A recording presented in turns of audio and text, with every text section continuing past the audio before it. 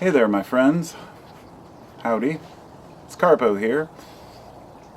I'd like to make a video for what it's worth. I actually tried to start this a couple times and ended up getting interrupted and then failing. Something else happened. So I was like, man, I'm going to keep making the effort to make a video. I may not edit the videos I do make, but at least I do get rid of the ones that I find to be a little bit shitty. So I spend a little bit of time trying to research each video I do, but often on a video, for example like this, I have to kind of go off the cuff, so to speak, and to try to express myself in a way that comes across as both informative yet not arrogant. And I'd like to talk for a moment about Alan Watts, some of his philosophies, but this isn't about Alan Watts. It's more about, I guess, some ideas about society and the games we play. And my cat decided she wants to join us. So, hey girl, what's up? Last night I woke up at about 3 a.m. and my back was killing me. As I've mentioned before, I have sciatica. Yesterday I spent 3 hours or so just digging up this garden in the front, and I should say digging up part of my lawn and getting ready to plant some plants there. And I knew at the time I was kind of overdoing it. About midday to late day, I tend to have my let's just say everything is flowing. I tend to get things done in the late afternoon to evening, and I knew at the time that I was going to pay the price, but I did what I had to do to get it done. So I woke up at 3 in the morning, and my back was killing me. I tried to take a walk around. I usually wake up at night with pain anyway, but I walked around and went back to bed. I didn't want to wake up my wife, and my son was in bed there too, so I was like, alright, I'll go lay on the couch. Laid on the couch. Sorry to be long-winded to start this off, but I laid on the couch and put on Alan Watts, a random lecture on YouTube. And I like to fall asleep listening to philosophy, and Alan Watts is great for that. And within the first 2 minutes, it was a whole area in the lecture about pain while I'm laying there in pain. And I thought that was, I kind of take the synchronicities with a grain of salt. I mean, these things happen to me so often that I just stop thinking of them as like spiritual or, supernatural or anything like that, and rather just part of life. So I just kind of smiled and listened up, and he was talking about, of course, how pain follows the same pathways. He was talking about how in certain societies we tend to find, we might feel pain by damaging our back or our legs or our hands. And in some other societies, they may actually feel pain from cutting their hair, for example, or their fingernails. And at first I was like, wait a minute, okay, and I processed that for a second and realized he was talking about not physical pain, but mental pain. And in a culture where your hair and your fingernails are part of your connection to God and the divine, it would be, I guess in modern society, it would be similar to a dedicated Muslim cutting his beard for no reason whatsoever and feeling like, well, that's, separating me. It can be painful. And the brain processes physical and mental pain the same way, in the same area. And I think that's important for people to realize, because you're not going to be able to overcome mental pain when you have physical pain. Any of us who have had chronic pain, like I have for so long, I just get used to it and say, well, it's just part of life. I do not let it conquer me. I do not let it beat me down. And the same way as when I'm feeling kind of stressed or depressed, it can bring out random pains in the body, anxiety pains. And I just... learning to handle these things takes a little bit of understanding. So anyhow, I spent the first few minutes here kind of not even getting to the point of what I really wanted to talk about, but with Alan Watts talking about pain, and the whole mental aspect of it, it went on into a different, I guess, a completely different realm, if there is such a thing. The Court Jester. Now, the Court Jester is also known as the Joker, would take away the pains of the king. Why did the king have a Court Jester? Well, it was for the same reason that the towns and the villages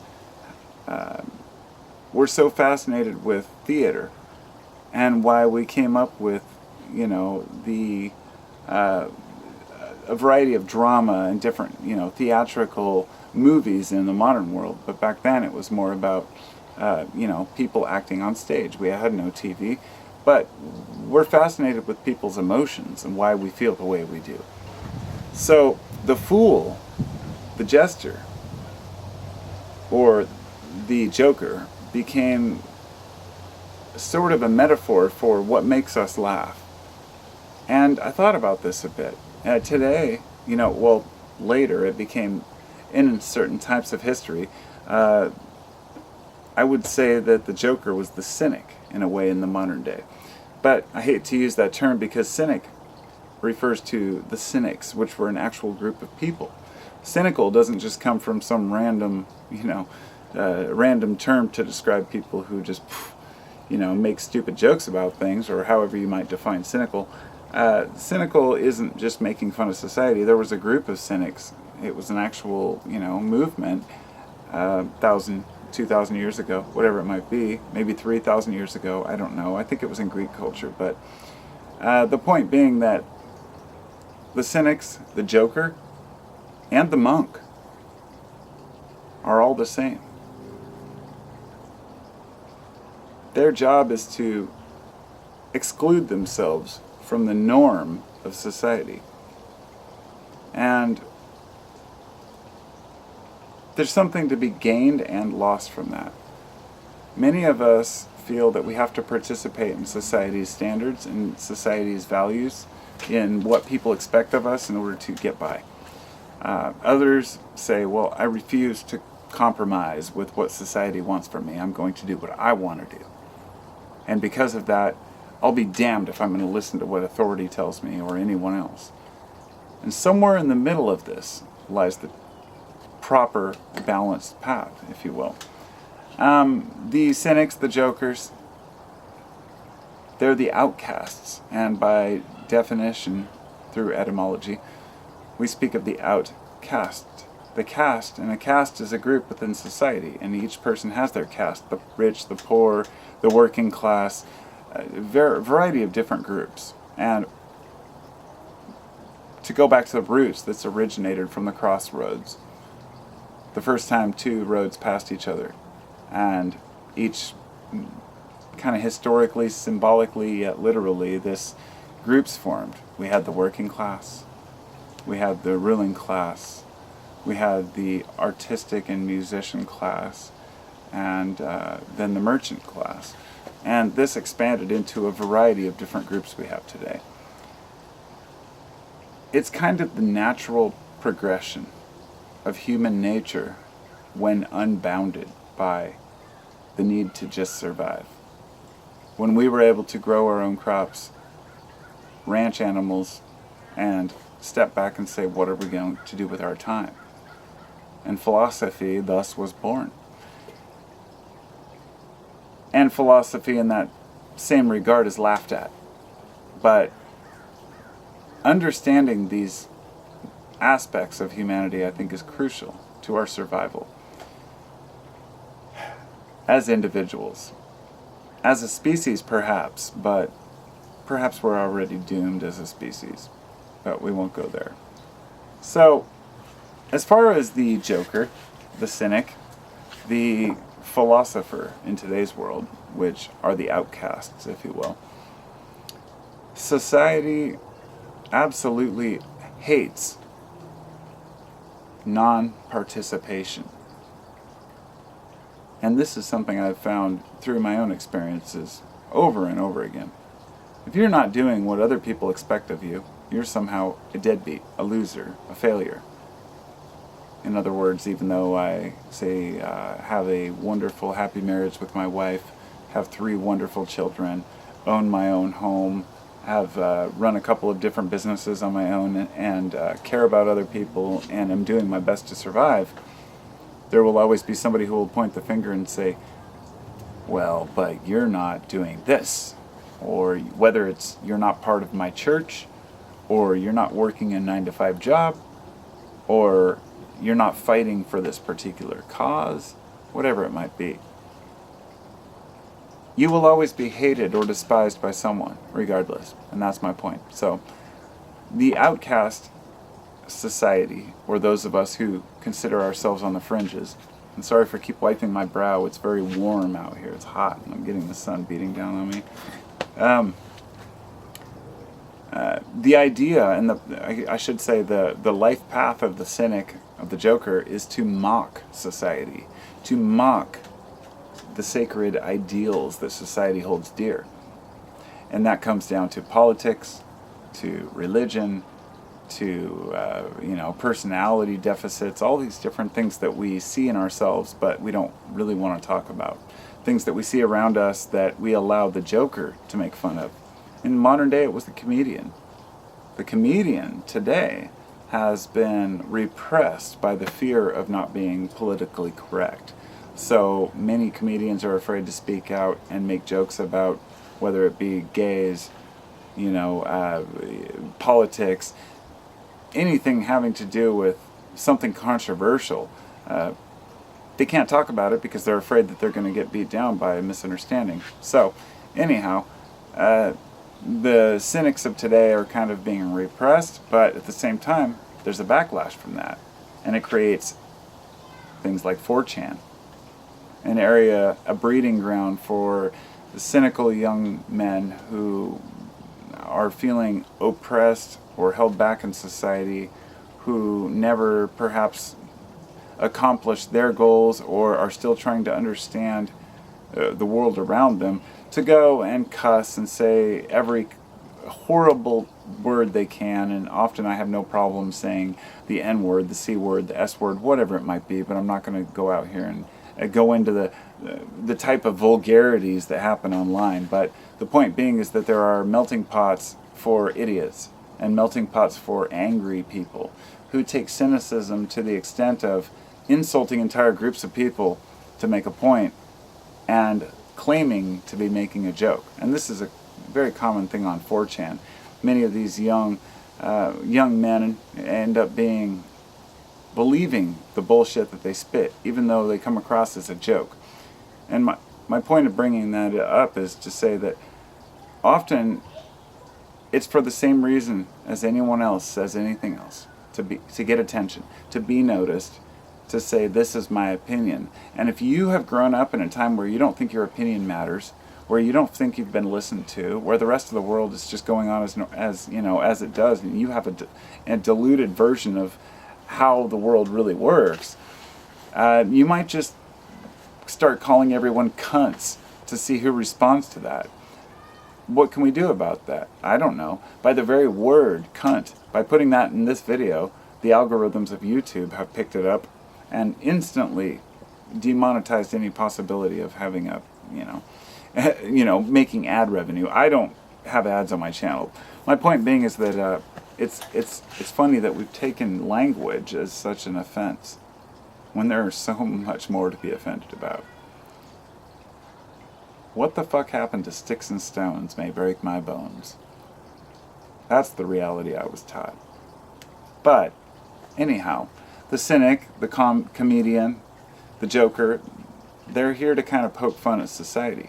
And I find myself somewhere in that realm, but not fully immersed in it. It's not my path to make fun of, because my goal is to also find solutions.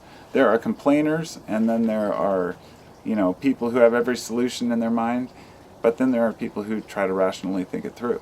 And I like to think of myself that way. But the thing we have to remember the whole way through is that all social institutions are a game. That includes identity politics, whether you associate with left or right. whether you're white, black, brown, blue.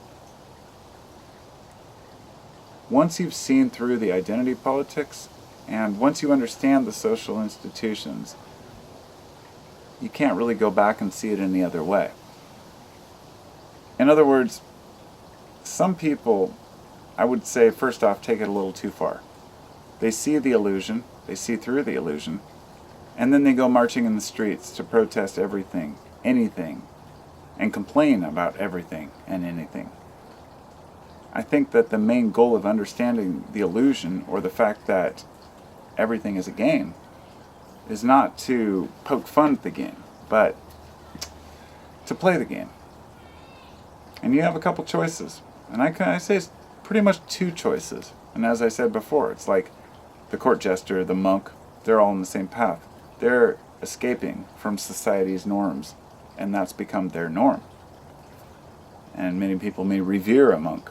To me, it's just escapism. But it doesn't mean that it's not important, because they can teach us lessons that we don't know ourselves. Just like the court jester can make us laugh when we can't make ourselves laugh. And that's important. It makes us realize that within the game, there are different players. And why wouldn't there be? You think of the chessboard. Kings, queens, pawn, bishop, knights. We have a variety of different pieces that play different roles.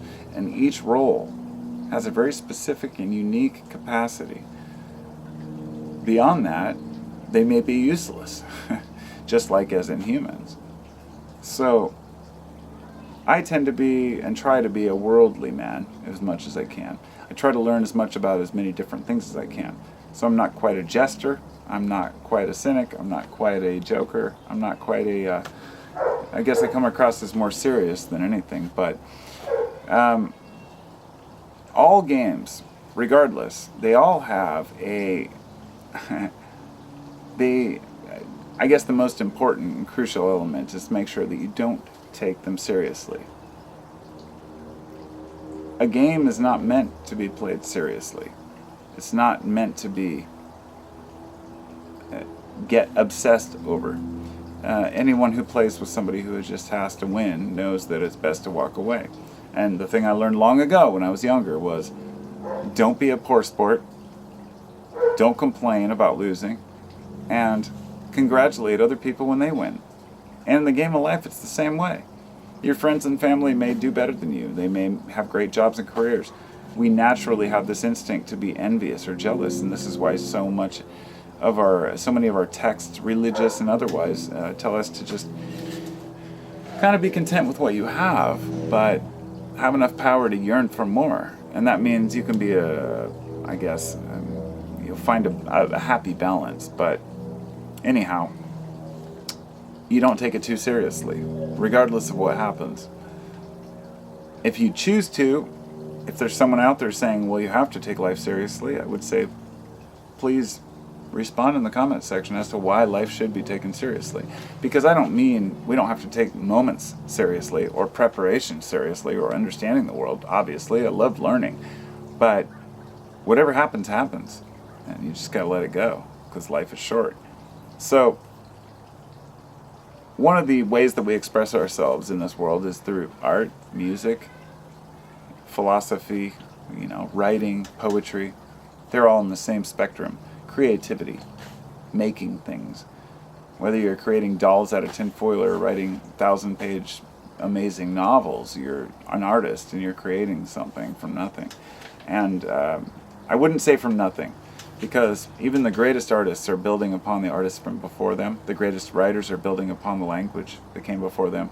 And so we have to give respect to those who came before us. And in that way, we can look at art, look at music, and say, wow, it's come a long way. But what's the point? Why do we embrace this? It's about the dance. Music is all about the dance. It has no destination. Often we don't think about this, but as society, we seem to think we need to progress. But what is music and art? Is it progressing towards an end where everyone will step back and look at an art gallery and say, all right, we've achieved art? Or when someone will put an album on in headphones and say, oh, okay, this is the fucking perfect album, and I'll never listen to another album. Of course not. Understanding this helps us process life in a better fashion, I think. The grass is not greener on the other side. There is no perfection, no perfect album, no perfect friend, no perfect lover, no perfect marriage, no perfect house, no perfect car, nothing. It's just an illusion. Perfection is what we make of it.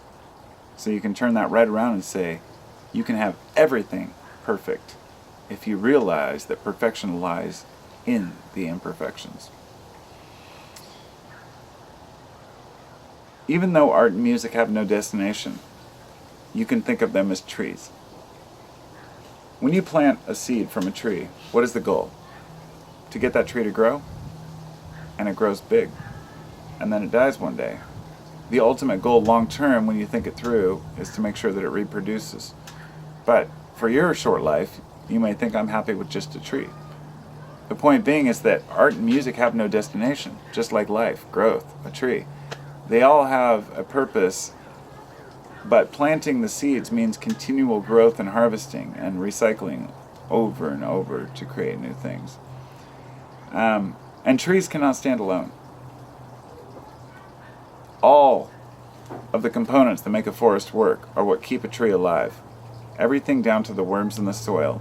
And when you consider the thoughts we have in our minds as these worms, or let's say a pestilence, a disease, a virus that attacks the tree, in the back of our mind, if we realize that that's part of our lives too, then we can take the good with the bad and realize that every part of life has its purpose, and that viruses even have a purpose. In fact, their reproduction of a human being is not possible into an embryo without a certain type of virus. So, all life is important. Pain helps us to understand ourselves better. Physical pain and mental pain are on the same type of plane. The joker, the jester, the candle maker, the candlestick maker, the butcher, the baker, you get the point. We're all on our own our own plane, our own path. And the whole thing is really just a big game. And everyone gets tied up in the game sometimes.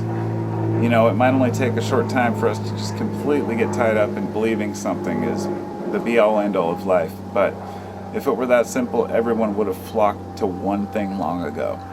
It's just like food. If you believe one food is the perfect food, you might ask yourself, why doesn't everybody eat this? And somebody else may say it tastes like shit. It's the same way about life, paths, religions, politics. Everyone finds something that works for them. So, those are my thoughts on a whole lot of shit.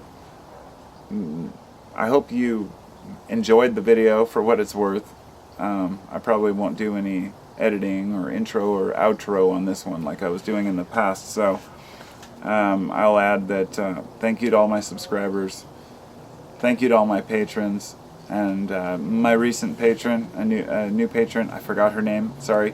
I'd like to do kind of a thing where I add the names of my patrons in my videos if it's worth that. But I always felt that was kind of cheesy, like, here's your name published. But I really appreciate all the donations I get for the efforts I make on this channel, however small they may seem.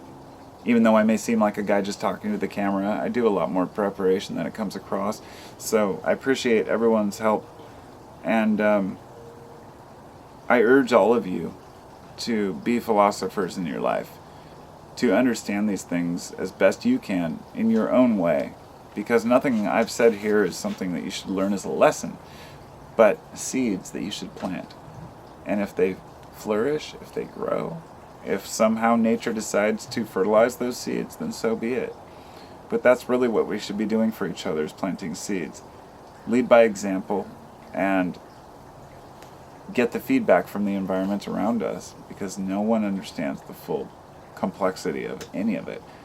As I've said, we're all facets on our jewel, and you can only see some of the facets around you, but you'll never see the whole jewel. So the best we can do is try to meet our neighbors and hang out with those who are nearby. And I wish you all well. Peace and love. Talk to you soon.